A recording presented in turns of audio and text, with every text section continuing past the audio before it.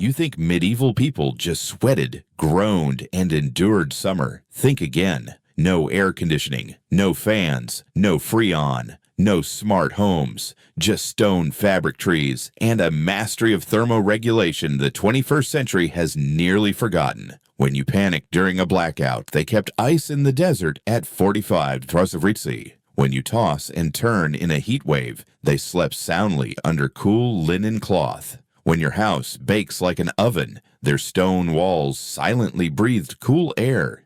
You call them primitive, but they built entire passive cooling systems before the phrase green architecture even existed. And now, when heat waves, power cuts, and energy bills are the new normal, their ancient survival tricks might just outsmart your smart tech. Skill 1. Natural thermal sleep systems. You spend hundreds of dollars on a cooling mattress, another $100 on a misting fan, and still lie awake drenched in sweat. Medieval people slept peacefully at 40 degrees C without any of that.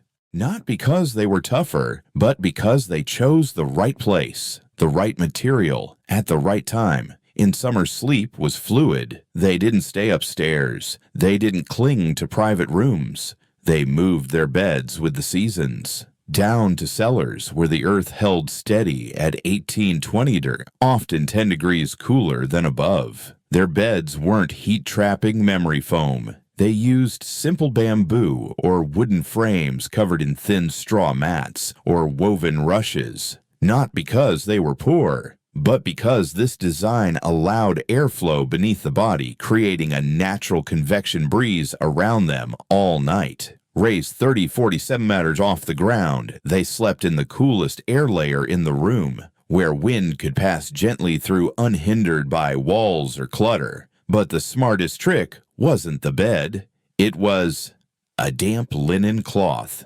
They soaked the linen lightly, wrung it till just barely moist, then draped it over their bodies like a living evaporative cooler. Water evaporated, pulled heat from skin, stayed cool for hours. No electricity, no fans, just physics and the human body. Some medieval monasteries even had window schedules, opening and closing shutters based on the sun to direct cool airflow, a kind of natural AC, programmed by sundial. You think you understand temperature. You open windows at noon and wonder why your house gets hotter. They, through lived experience, turn time into a cooling tool. Sleep wasn't about enduring the heat. For them, it was a survival strategy. Skill 2. Smart cooling garments. You wear an $80 Cool-Tech synthetic shirt and end up soaked in sweat after 10 minutes outside. Medieval people had no modern textiles, yet stayed dry, breezy, and comfortable all day long with linen and clever tailoring. They didn't just dress lighter in summer, they dressed differently. The outer layer light, colored long-sleeved linen, not just to block sunlight, but to reflect solar radiation. Loose with deep folds, not for fashion, but to create a pumping effect, letting air circulate with every step, like a hidden fan. Underneath, a close-fitting base layer of linen or coarse fabric. It absorbed sweat, stopped it from sticking, and prevented that burning sensation. They didn't just wear fabric to stay cool. They built a personal microclimate around their bodies. And linen wasn't random. Its hollow fiber structure absorbed moisture faster than cotton dried, faster than polyester, and never clung like modern cooling shirts. You call that moisture wicking. They just called it staying alive. And the colors, not just pretty. They used bark and mineral dyes, some of which blocked up to 85% of UV rays, functionally equal to SPF 15 sunscreen without a single tube of cream. Even how they cut and fasten garments was intentional. Deep necklines, side vents, strategically placed to channel airflow through the neck, armpits, and back where the body releases most heat. They didn't call it cooling technology. They just called it clothes. You sweat under high-tech fabric. They stayed cool with plant fibers and knowledge. Skill 3. Ceramic cooling technology. Your fridge needs electricity refrigerant circuit boards and constant maintenance. Medieval people, they needed a clay pot and a little understanding of evaporation. These weren't decorations. Unglazed clay jugs called biho or alcaraza were passive coolers powered by basic physics. Porous ceramic let water seep to the outer surface, then evaporate slowly. Each gram of evaporated water took 580 calories of heat with it. Result, the inside of the jug could be 15 to 20 degrees C cooler than outside air. No electricity, just evaporation. Coincidence? Not at all. Medieval potters fine-tuned clay, sand ratios, and kiln temps for perfect porosity. They didn't read physics books. They tested, failed, refined, and passed it down like family secrets. And it wasn't just for water. Homes, walls, kitchens, and food storage were lined with clusters of these jars, working as fixed evaporative coolers. No noise, no repairs, no gas leaks. Today, companies sell evaporative coolers made of plastic costing hundreds. They need batteries, fans, break after a few years. Meanwhile, ancient jugs still function after 500 years underground. You call it low-tech. Exactly. And because it's low, it survives when nothing else does. In the modern world, you need a plug. In the medieval world, they needed an understanding of evaporation. When the power's out, you lose your fridge. They still had cool water, enough to keep going. Skill 4. Thermal mass homes. What's your house made of drywall hollow bricks, a 2 centimeters layer of insulation? Then you've been living inside a sun-baked microwave and didn't even know it.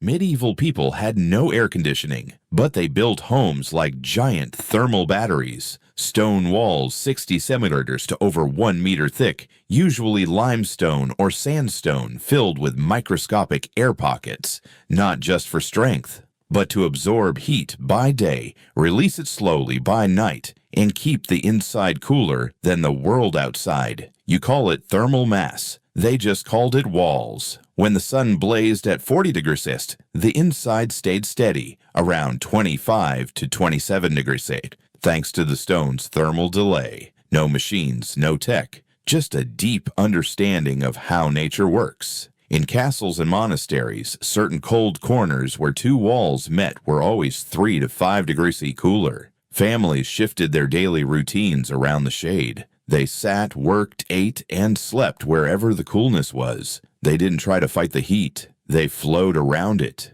You tape up heat-reflecting films, stick foam panels, and blast a fan in your face. They designed homes that needed none of that. Today, green architecture is rediscovering this, with flashier names like passive cooling, thermal buffer, sustainable envelope. But here's the truth. Everything being innovated now was already mastered by medieval masons and farmers 800 years ago. What you call poor or outdated was actually a self-sufficient survival system, independent of internet machines or electricity, their homes cooled with physics. Yours. You just hope the power doesn't go out in July. Skill 5.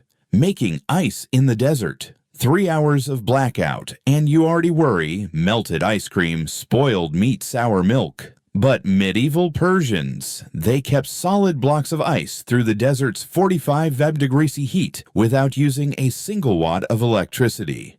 Sounds like magic. It's not. It's architecture, aerodynamics, designed, tested, perfected hundreds of years ago. The system was called a yakchal, a dome-shaped ice house towering like an inverted cone sinking deep into the ground.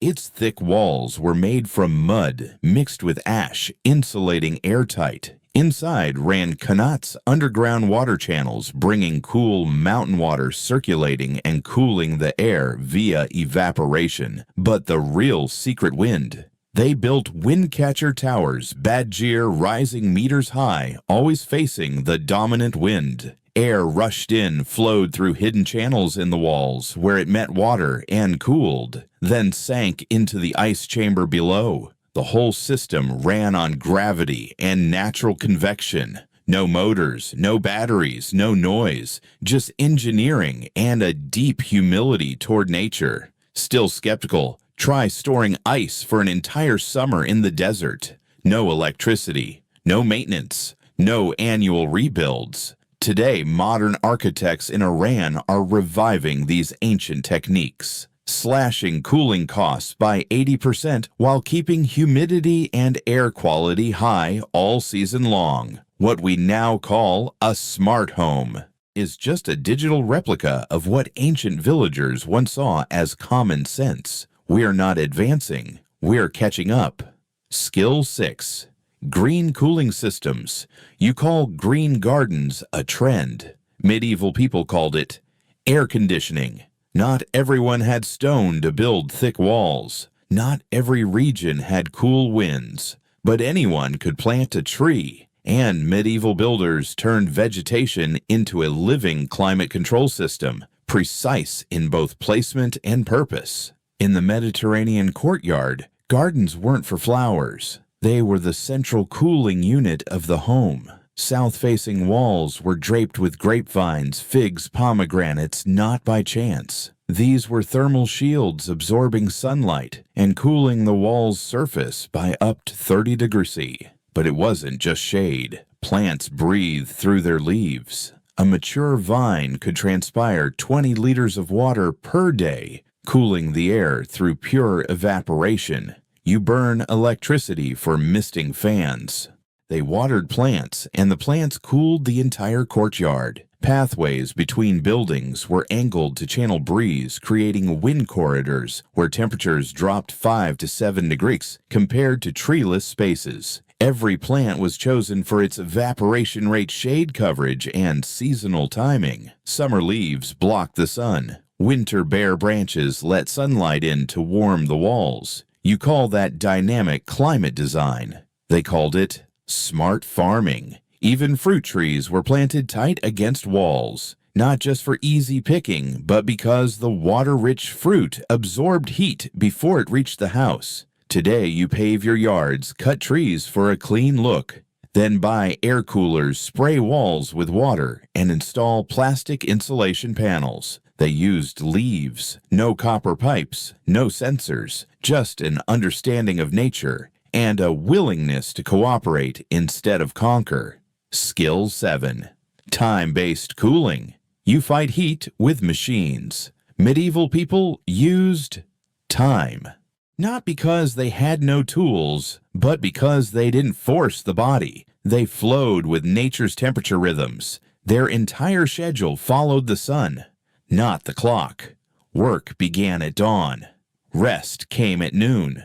Not from laziness, but because they understood heat limits on the human body. While you sleep in till 9 a.m., they'd already finished outdoor work by 7, while it was still cool and breezy. That biphasic day, 2 work shifts with a long midday rest, wasn't a slow lifestyle. It was a survival strategy. Mealtimes, they lit bread ovens at sunrise, used the early fire while it was still cool. No one roasted meat at noon. Even festivals, markets, village meetings followed thermal cycles. Summer markets opened at 4 a.m. Feasts were held by riversides under trees. No machines, just knowledge and adaptation. And at night, they didn't sleep in one go. That 2-phase sleep, first sleep, midnight wake, second sleep, was deliberate. Sleep at dusk, wake around midnight, the coolest time to do light work, pray, talk, then sleep again until dawn, while you toss and sweat through the night. They rose right when the breeze flowed in. Their schedule wasn't set by a clock. It was shaped by temperature, wind, sun, humidity, and generations of memory. And yours, built around deadlines and office hours. You run AC 24/7 to fix doing everything at the wrong time. Medieval people didn't fight the heat. They slipped through it. With discipline and observation, you might be losing a war your ancestors won centuries ago. You've just walked through 7 cooling techniques. No electricity, no steel, no modern tech, just stone, clay, trees time, and humans who knew how to observe. Medieval people weren't stronger, weren't smarter. They sweated, they thirsted, they lost loved ones to sun-scorched fields and stifling homes, but they didn't wait to be saved. No AC. They slept in the right air layer, no fridge. They cooled with evaporation and shade. No Google Calendar. They scheduled life by the sun. You have technology. They had memory. What you call primitive hacks were the most elegant, resilient survival systems humans ever developed. They're not outdated, just forgotten. And when the grid goes down, when climate shifts, when heat stops being temporary, the question won't be, what should I buy? It will be, what do I still remember? Choose one technique from this video. Try it, even once. Because if your ancestors survived centuries of scorching summers, then maybe so can you. You just have to remember.